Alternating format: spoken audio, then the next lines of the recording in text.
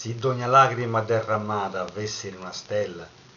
e si d'ogna stella dell'universo avessere una lagrima,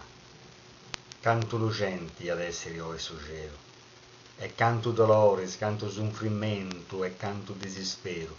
noi antesi stetti scrittos in is libros dessa storia, e canto storias mai scrittas in nessun libro, y antavozio esseri contos de vidas dichosas, e no de desgrazias e de lutos,